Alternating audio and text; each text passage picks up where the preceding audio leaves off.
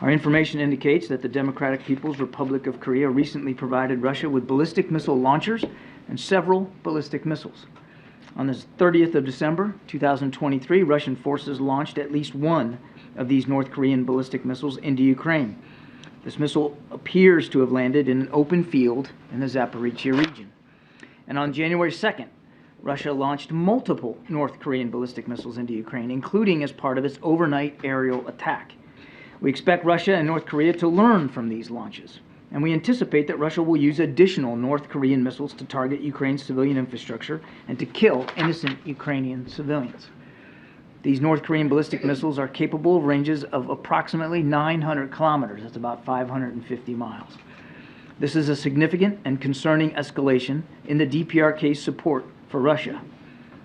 Now, in return for its support, we assess that Pyongyang is seeking military assistance from Russia, including fighter aircraft, surface-to-air missiles, armored vehicles, ballistic missile production equipment or materials, and other advanced technologies. This would have concerning security implications for the Korean Peninsula and the Indo-Pacific region.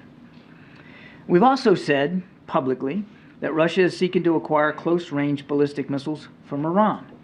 At this time, we do not believe that Iran has delivered close-range ballistic missiles to Russia. However, the United States is concerned that Russian negotiations to acquire close-range ballistic missiles from Iran are actively advancing.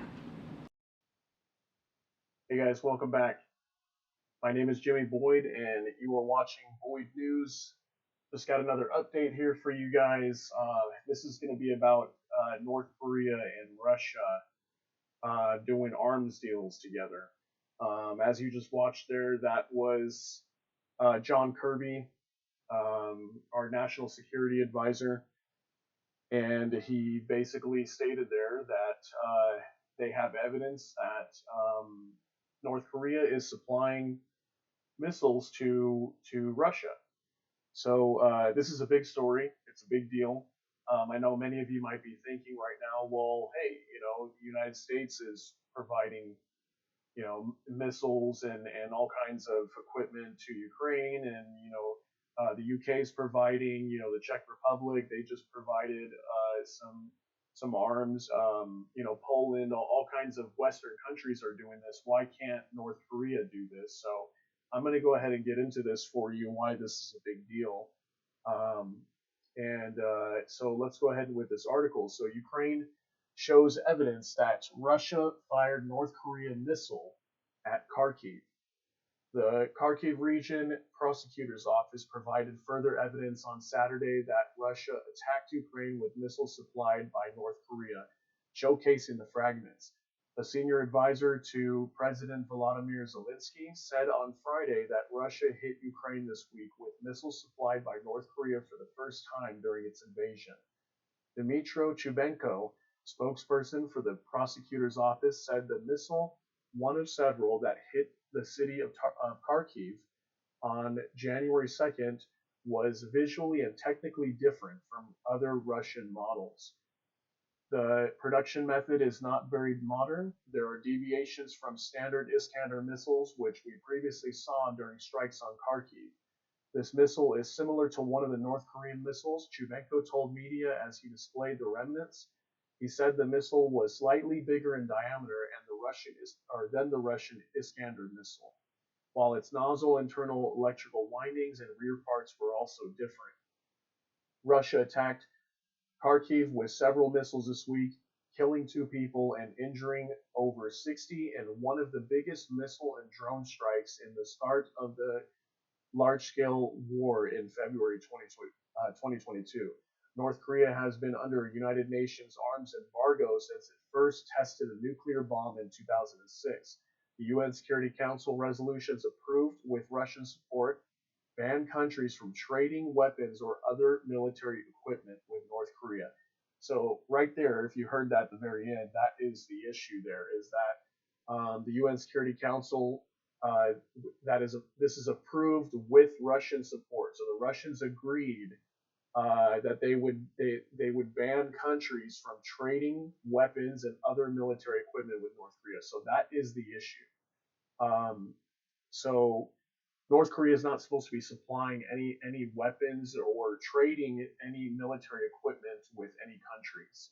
They are under a military embargo, so them giving these missiles to Russia would be in violation of that agreement. So that's the issue here. That's the reason why it's such a big deal. So I thought this was very interesting because I really wasn't surprised when I first saw this information that North Korea is supplying missiles to Russia. I mean, uh, here's why. Here's why.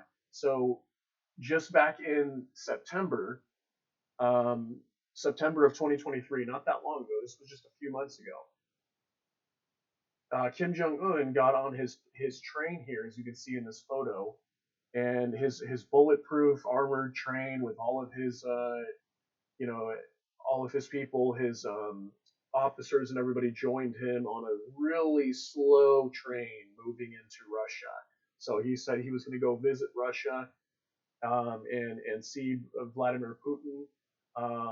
And my first initial reaction was, okay, they're probably going to try to do some sort of arms deal. It wasn't completely announced right away that that's what they were doing, but that's just what I was feeling. I was like, okay, he's clearly going to go in there to either sell military equipment to Russia, which more likely is what they're going to do because Russia's at war with Ukraine, or Kim Jong Un has plans either now or a little bit down the road to purchase from Russia.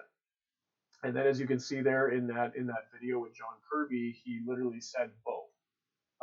That North Korea is supplying missiles to Russia, and in return, Russia is planning to sell military equipment to North Korea. And also, as far as I know, Iran is another potential ally to Russia that they're planning to purchase, weaponry from them too. So I think they're going to be trying to get some short-range ballistic missiles from them. So this really just did not surprise me. Like I said, because right when you see a military leader like Kim Jong Un go to visit Russia, who's clearly at war with Ukraine, like they're going to be trying to sell something. So this was not a big shock to me at all. I've been kind of expecting this for a while, and it looks like the United States finally went ahead and just admitted that this is something that's going on. So this will be a developing story. We'll go ahead and see what happens with this, and what the UN Security Council is going to do about it. Um, I'm not sure what they're going to do at this point, but we'll go ahead and keep an eye on it for you. I just wanted to give you guys an update on this and let you know what's going on. But clearly North Korea is involved in this war now too, and this is definitely expanding. And there's already a lot of tension over there. This is going to create a lot of destabilization within North Korea and South Korea as well. This is going to create more issues over there, and we will continue to see things flare up.